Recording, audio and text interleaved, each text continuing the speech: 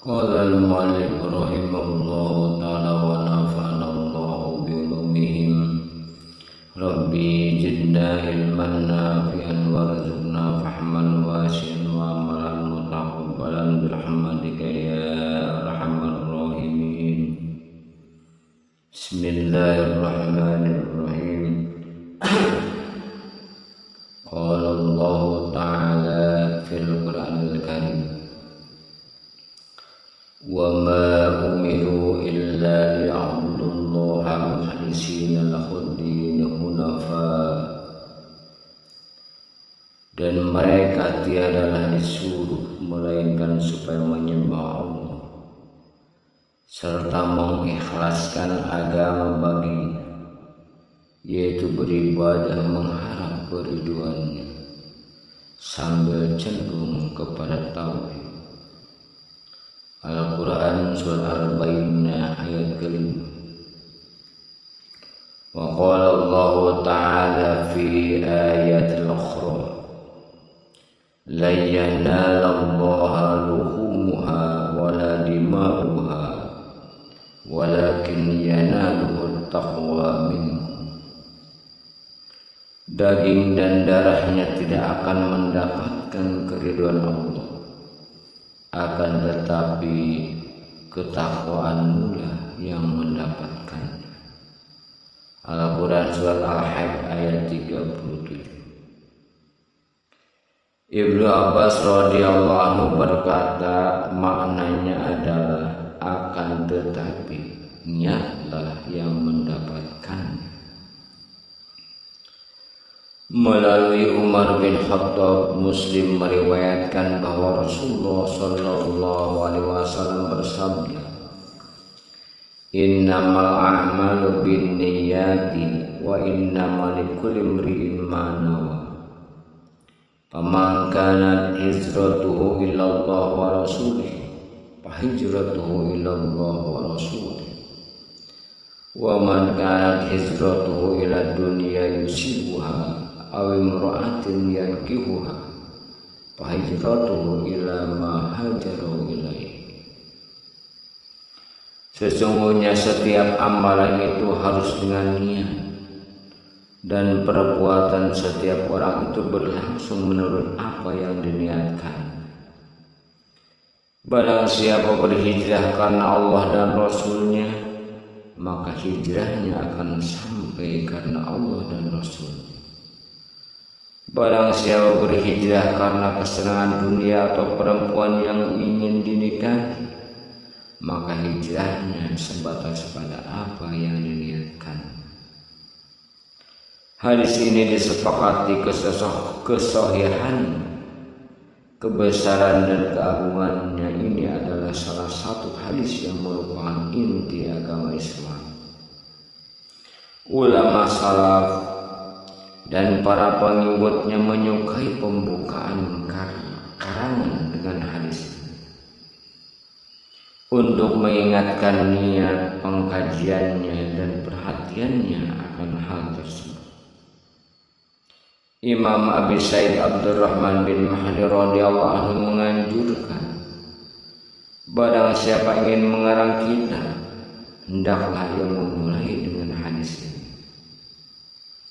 Imam Abu Sulaiman Al-Khattab radhiyallahu anhu mengatakan, guru-guru kami yang terdahulu menyukai pendahuluan hadis amalan dengan niat di depan segala sesuatu yang dikarang dan dimulai dalam urusan-urusan agama, karena keumuman keperluan akan hal itu dalam segala macam.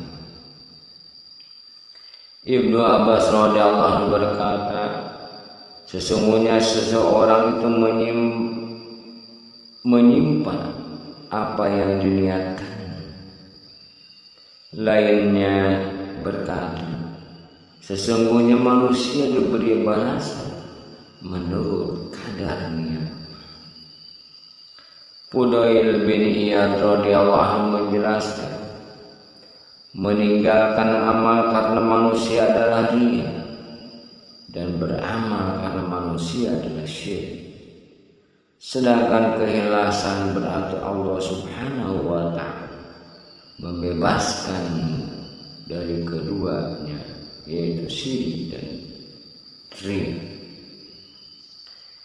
Imam Haris Al-Muhasibi radhiyallahu anhu menyebutkan, manusia yang benar adalah yang tidak peduli andai kata keluar setiap yang ditetapkan baginya dalam hati manusia demi kebaikan hatinya, dan tidak menyukai orang mengetahui kebaikan amalannya sedikit, serta tidak membenci apabila orang lain mengetahui keburukan amalannya.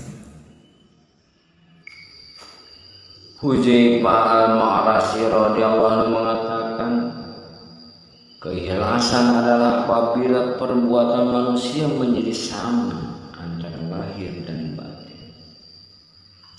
Al-Husyairi radhiyallahu anhu menyebutkan, ikhlas itu penghususan Allah Subhanahu wa ta'ala dalam ketaatan dengan tujuan, yaitu dengan ketaatannya itu ia ingin mendekatkan diri kepada Allah Subhanahu wa ta'ala semata, tanpa berpura-pura kepada makhluk, mengharap kedudukan di kalangan orang-orang, ingin pujian dari manusia, atau hal lain yang bukan pendekatan diri kepada.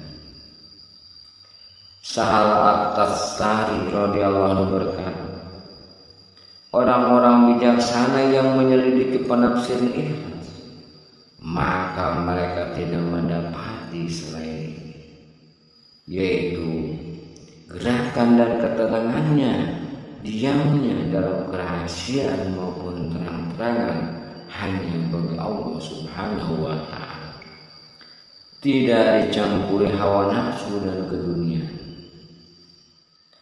Ali Al-Dakha radhiyallahu anhu mengatakan, ikhlas ialah menjaga diri dari pengawasan manusia. Kebenaran adalah menjauhkan diri dari ketaatan kepada hawa nafsu. Orang yang mukhlis tidak mengenal riya, dan orang yang benar tidak mengenal sombong. Jinnun Al-Misri radhiyallahu anhu menjelaskan, 3 perkara yang merupakan tanda-tanda ikhlas: kesamaan antara pujian dan celaan dari orang Allah, kelupaan melihat amal dalam beramal, dan menghendaki pahala amal itu di akhirat. Al-Husairi radhiyallahu anhu juga menyebutkan, setidaknya kebenaran itu adalah kesamaan antara kerahasiaan dan perbuatan terang-terang. Sahal As-Sawri juga berkata, tidaklah mencium bau kebenaran manusia yang berpura-pura kepada dirinya dan orang lain. Banyak lagi perkataan mengenai hal ini yang telah saya sebutkan, cukuplah kiranya bagi orang-orang yang mengerti. Patut bagi orang yang mengetahui amalan-amalan utama untuk mengamalkannya, walaupun sekali saja, agar dia termasuk ahli, dan tidak patut ia meninggalkannya sama sekali. Akan tetapi hendaklah ia melakukan amalan yang mudah, sesuai sabda Nabi SAW dalam hadis sahih, "Idza amartukum bi syai'in fa'tu minhu ma istata'tum." Apabila kusuruh untuk melakukan sesuatu, maka kerjakanlah menurut kemampuan. Para ulama baik ahli hadis, fuqaha dan lainnya berkata, boleh dan dianjurkan mengamalkan hadis yang dhaif mengenai amalan-amalan utama dan anjuran ibadah serta ancaman dosa, asalkan bukan hadis maudhu atau hadis palsu atau yang sangat dhaif, seperti yang diriwayatkan oleh seorang pendusta dan tercela Pengalaman hadis dhaif mempunyai dua syarat, yaitu adanya syahid atau persaksian yang menguatkannya seperti kedudukannya sebagai kaidah umum, dan di saat pengamalannya tidak diyakini ketetapannya, melainkan hanya karena berhati-hati atau ikhtiar. Adapun hukum-hukum mengenai halal dan haram, jual beli, nikah dan tolak serta lainnya, maka dalam hal ini tidaklah diamalkan kecuali dengan hadis sahih atau hasan, kecuali untuk berhati-hati dalam hal semacam ini. Seperti apabila terdapat hadis dhaif yang tidak menyukai sebagian macam jual beli atau nikah, maka dianjurkan untuk menjauhkan diri dari, akan tetapi tidak wajib.